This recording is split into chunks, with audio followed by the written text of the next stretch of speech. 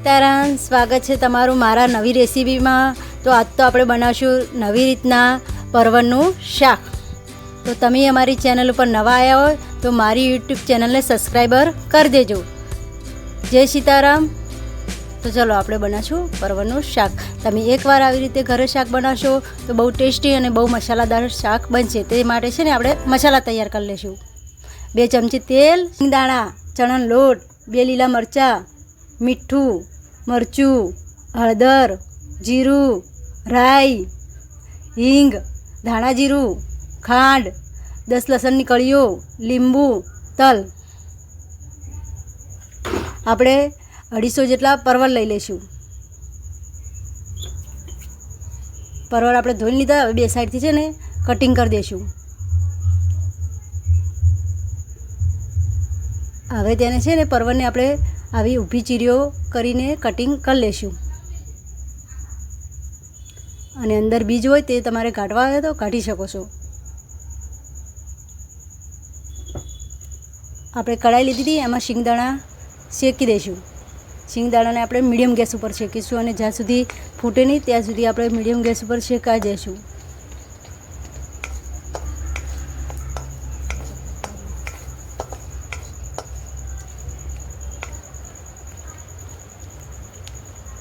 તો જો આપણા શિંગદાણા શેકા મળ્યા છે।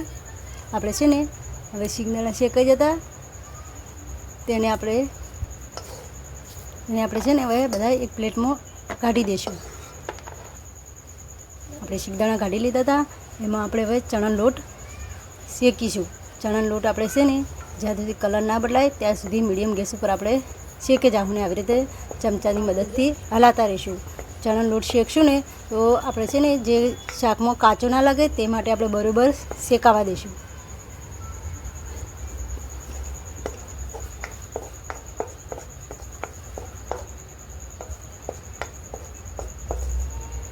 તો આપણો લોટ પણ શેકાઈ દીધો। હવે આપણે બધા એક પ્લેટમાં કાઢી લઈશું। હવે આપણે બધા મસાલા એડ કરીશું। 1 ચમચી હળદર, 1 ચમચી મરચું, અડધી ચમચી હિંગ, મીઠું, ખાંડ, ધાણા જીરું, 1 વાટકી તલ, લીંબુ નેચવી દઈશું થોડું અંદર। તમારે આમચૂર પાવડર નાખવો તો પણ નાખી શકો છો।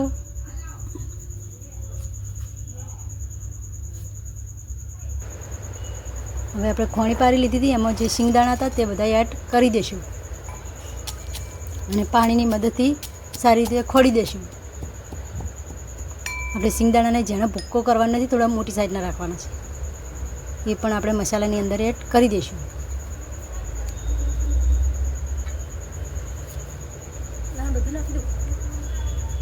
હવે આપણી 10 જેવી લસણની કળીઓ હતી તે ખાણી પારીમાં એડ કરી દઈશું। 2 લીલા મરચાં લઈશું, તેને પણ સારી રીતે ખાણીથી અસલ ટીચી દઈશું। તો જો આપણે મરચાં અને લસણ સારી રીતે ટીચાઈ દીધું,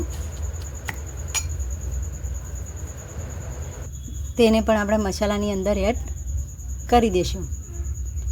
હવે છે ને હાથની મદદથી બધો મસાલો સારી રીતે મિક્સ કરી દઈશું। તો જો આપણો મસાલો તૈયાર થઈ ગયો। આપણે કઢાઈમાં છે ને 2 ચમચી જેટલું તેલ લઈ લઈશું। તેલને આપણે ગરમ થવા દઈશું। એમાં રાઈ એડ કરીશું। રાઈને પણ આપણે સારી રીતે ફૂટવા દઈશું।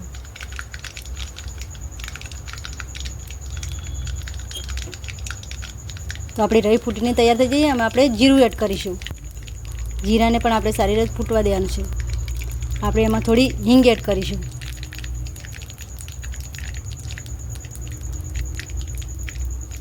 આપણે હિંગને તૈયાર થઈ જોઈએ, એમાં આપણે છે ને પરવળ એડ કરીશું, બધા કટિંગ કરેલા પરવળને પણ આપણે ચમચાની મદદથી તેલમાં સારી રીતે મિક્સ કરી દઈશું અને આપણે મીડિયમ ગેસ ઉપર થવા દઈશું। એમાં આપણે મસાલા એડ કરીશું। 1 ચમચી હળદર,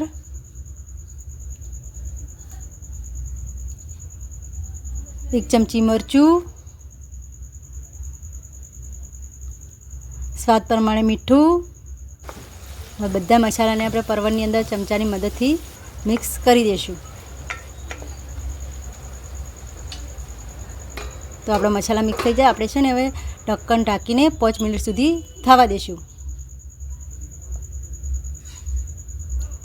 તો આપણી 5 મિનિટ થઈ જતી તો આપણે જોઈ લઈએ. તો જુઓ આપણી 5 મિનિટ થઈ છે ને એટલે આપણે શાકમાં તેલ છૂટું પડવા મળીશું.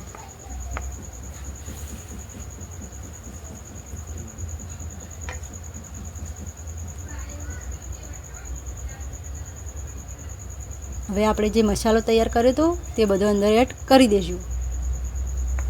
તેને પણ ચમચાની મદદથી સારી રીતે મિક્સ કરી દઈશું. આપણે જો આપણો મસાલો આવી રીતે મિક્સ કરવાનો છે. તો જો આપણો મસાલો મિક્સ થઈ જતો આપણે એમાં છે ને થોડું પાણી વેડવાનું છે, વધારે નહીં, માપનું થોડુંક જ, અને તેને પણ સારી રીતે મિક્સ કરી દઈશું. હવે છે ને આપણે તેને 8 મિનિટ સુધી ઢક્કન ઢાંકીને થવા દઈશું. તો જો આપણી 8 મિનિટ થઈ જતી હવે આપણે ઢક્કન લઈને જોઈ લઈએ. તો જો આપણું શાક સરસ તૈયાર થઈ ગયું છે.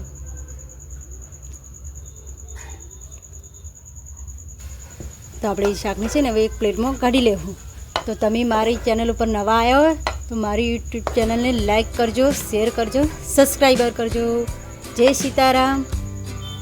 નવી રેસીપી જોવા માટે મારી યુટ્યુબ ચેનલને સબસ્ક્રાઈબર કરી દો. મળીશું હવે નવા રેસીપીમાં. જય સીતારામ.